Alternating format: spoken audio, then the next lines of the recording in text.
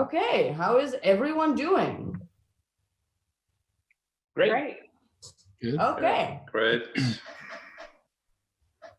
That gave me absolutely nothing to go on with. Like zero things to go on with. Like that doesn't work. Coffee. I mean, thanks for the presentations. I think it was a good session, and I mean, what's interesting for me to understand is what do you think is the future of state management? So, do we have work left to do, or like, what do you think we'll be doing like in 5 years with state? I think I didn't talk about state management, but one of the things you wrote a library, so that's why you're here. Yeah, exactly. But I've been reflecting on like after the Cerebral project, which was very much about visualizing what's happening inside the app.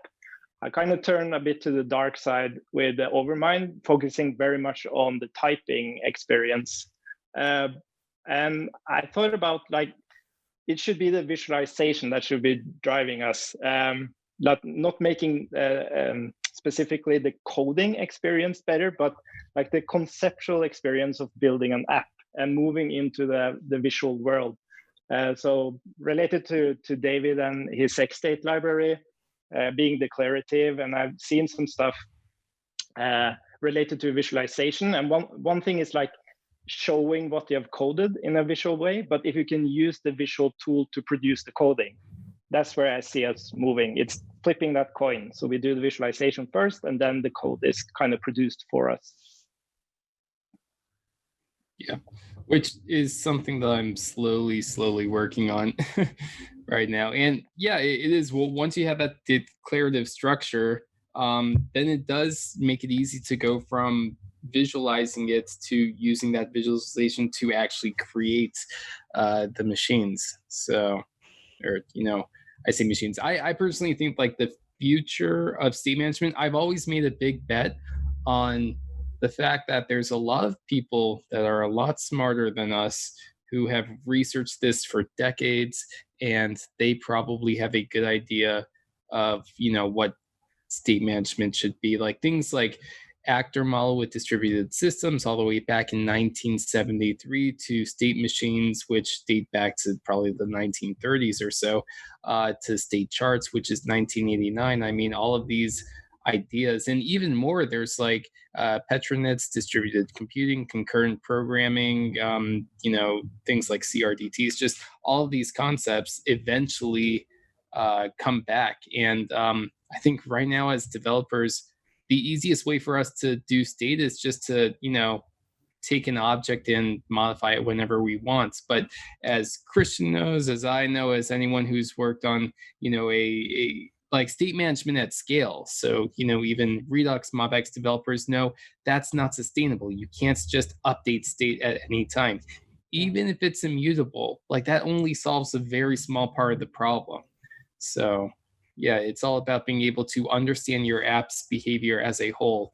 And with that comes a lot of the learning curve. And so that's why it's a slow adoption, but I've been seeing, you know, people warming up more to the ideas of like, oh, hey, state machines and state charts, I could research all this, and I could use libraries such as Overmind or such as XState or such as any other library where you could implement a state machine. And so the ideas become a lot more important than the actual libraries. So that's what I see in the future.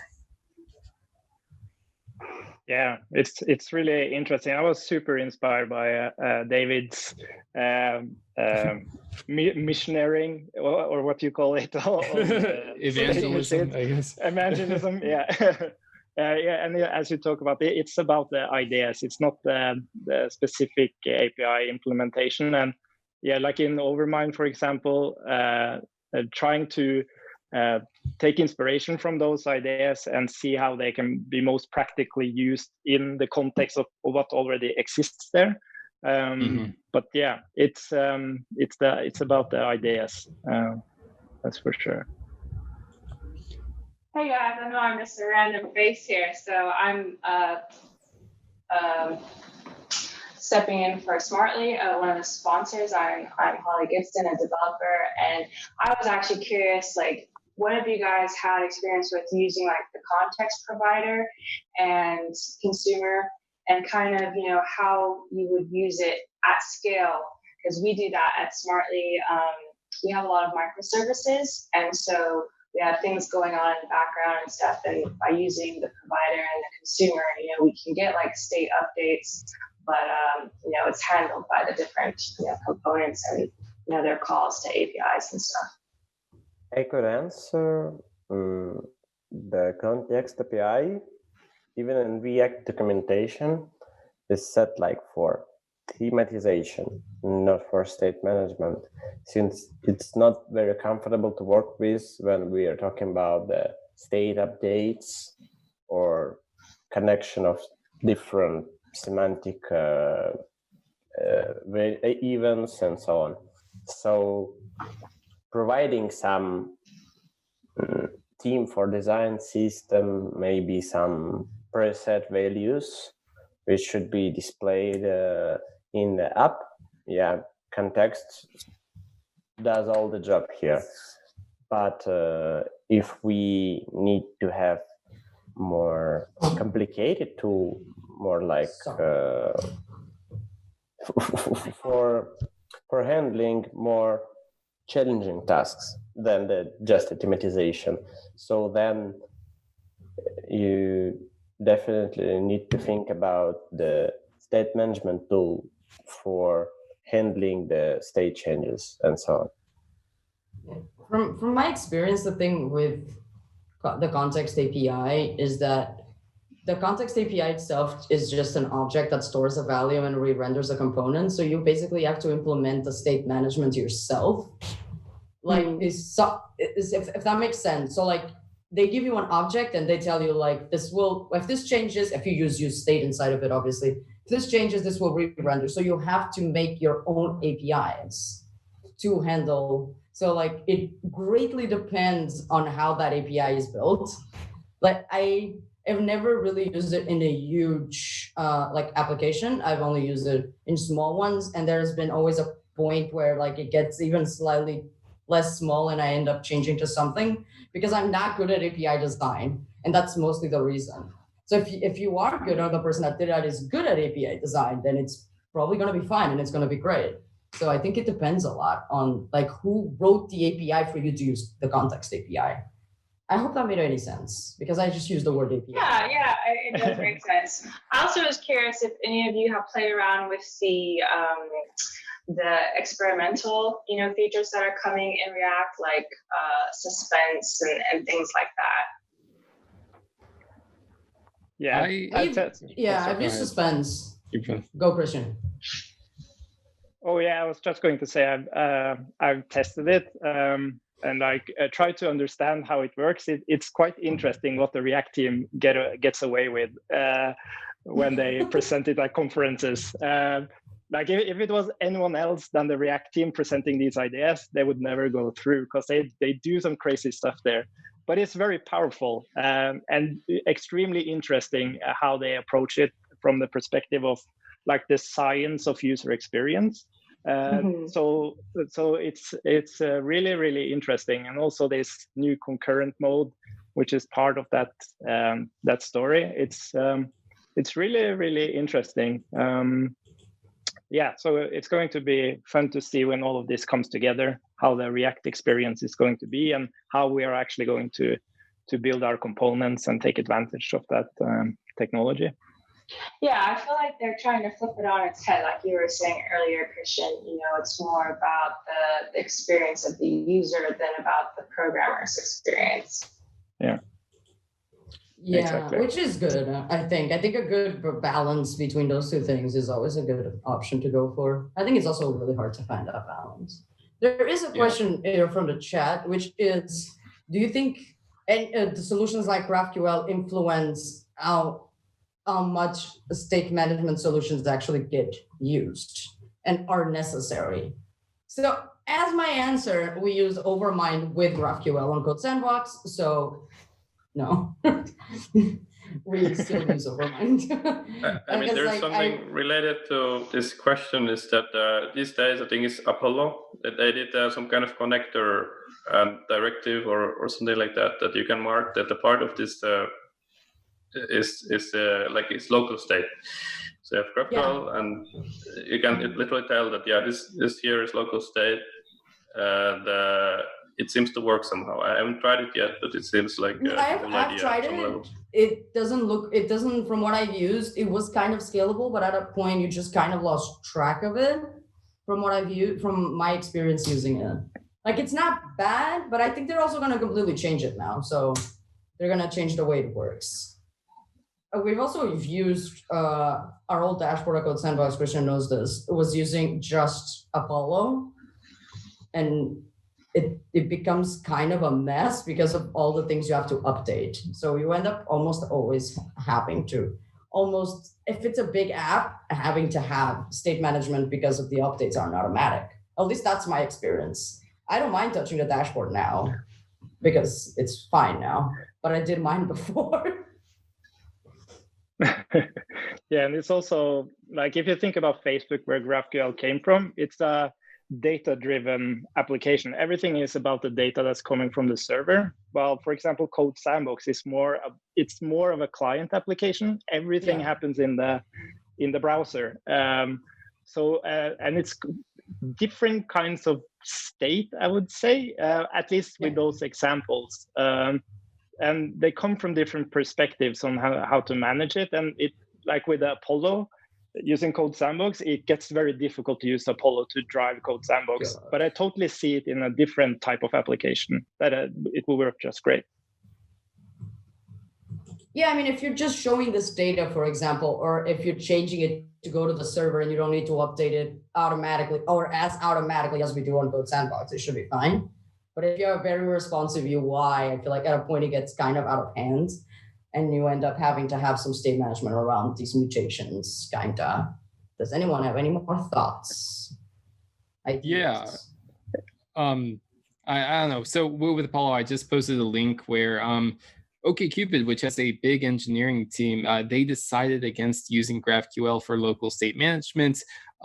They bring up a lot of really good points, and they say that they do love Apollo and they love GraphQL, but as far as local state management, like I talked about earlier today, the problem isn't the problem with state management isn't, oh, we have this big huge object and I want a nice way to update it. That's not the problem. The problem is how that behavior changes over time and dealing with the logic, especially as the logic comes from so many different sources. And with GraphQL, you're essentially adding a lot of complexity just to get that fancy GraphQL syntax for updating your states, which I don't see much benefit there. Some people might say, oh, well, Apollo has a caching layer, which is really helpful, but caching layers are, hard to debug. It's like, why isn't this changing? And you have to dig in and understand why. So refresh queries all. Yeah. So GraphQL, it is interesting and it's very useful for specific use cases, but as a general state management thing, I don't think that anything really warrants the complexity. Yeah, I think that was also the experience I had where I would have less complexity using something else and using GraphQL for fetching data and mutating data on the server, and then you get sent to some other state management library.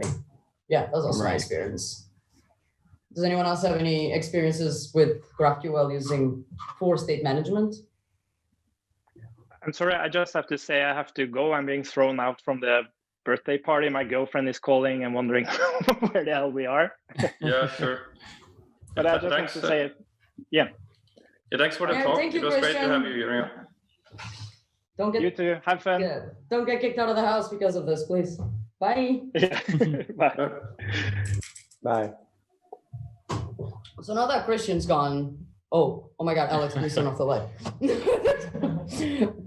I don't know, but that was very creepy as the light turned on at the exact same time as Christian left. That was not good.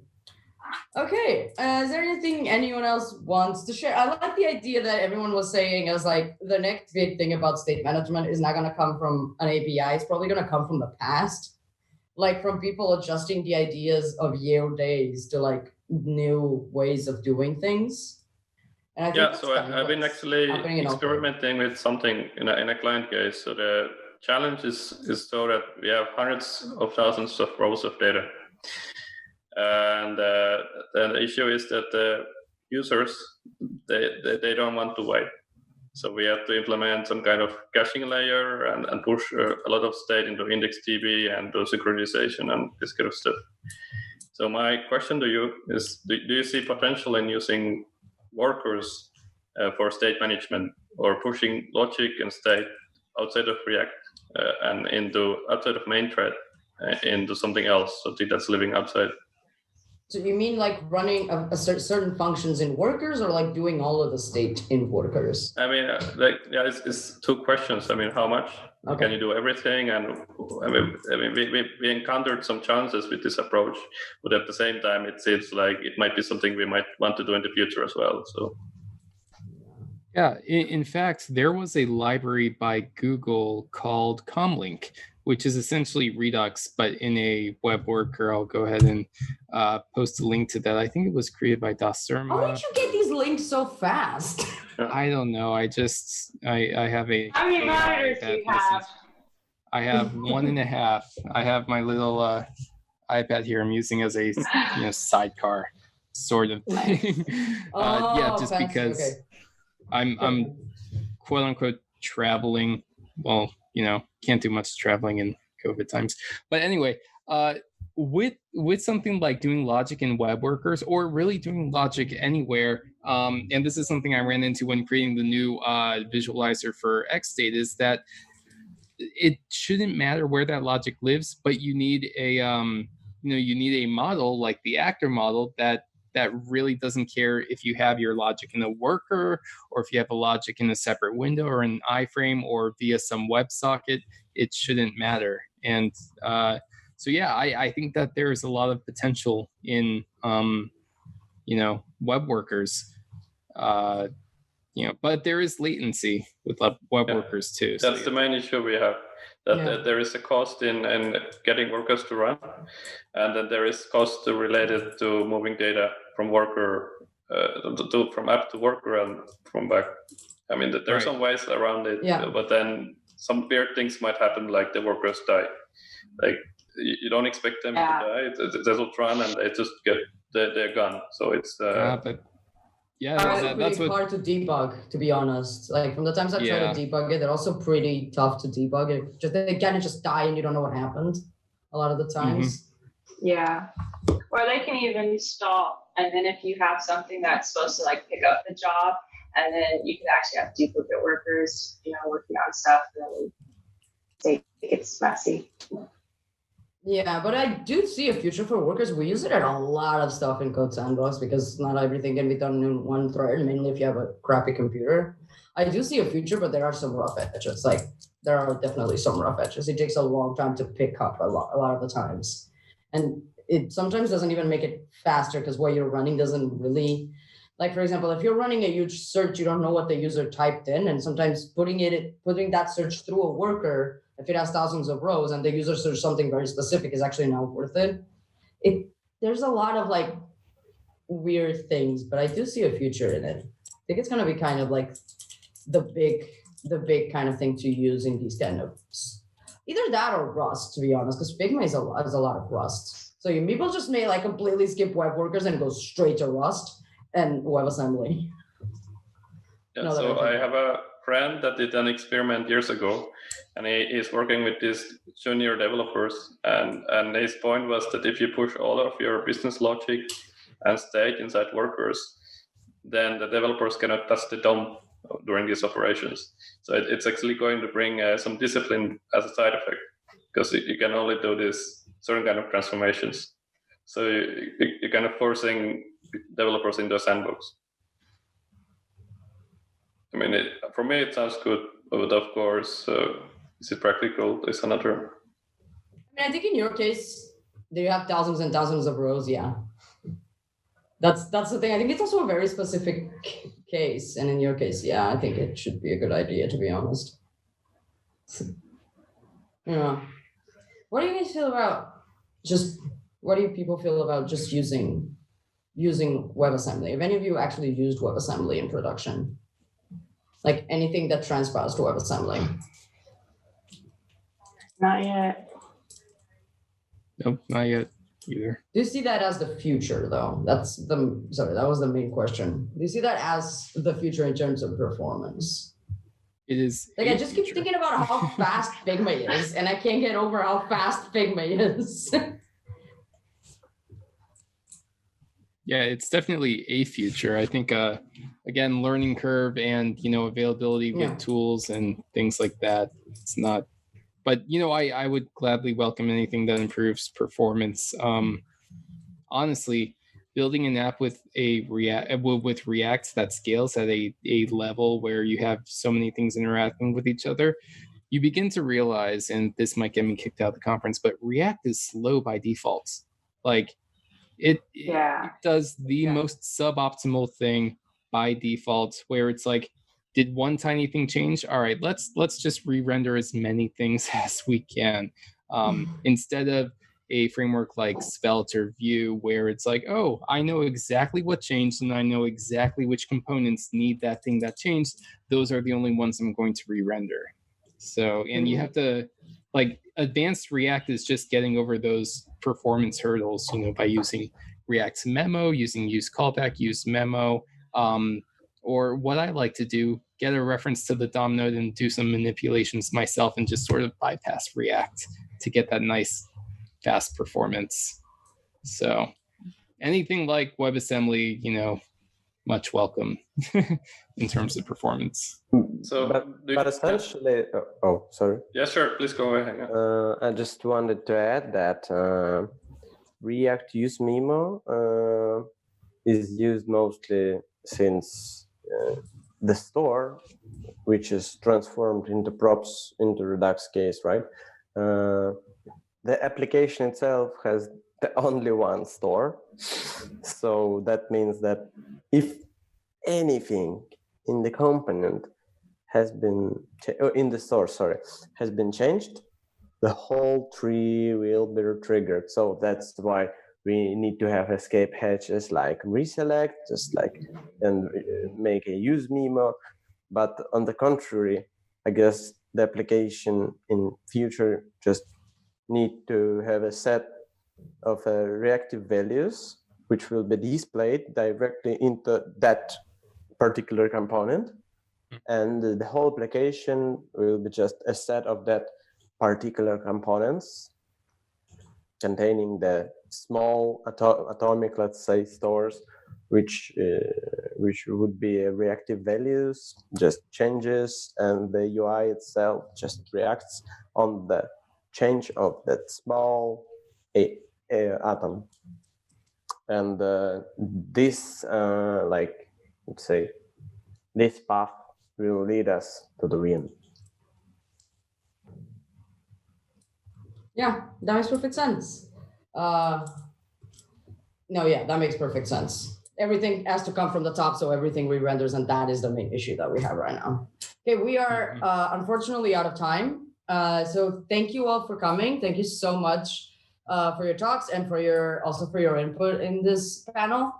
And everyone have a great day. You are all free to go. Please, you are all free to go. Thank you so much and have a great day, everyone. Bye, guys. Thank you all. Bye. Thank you. Have a great day. Bye.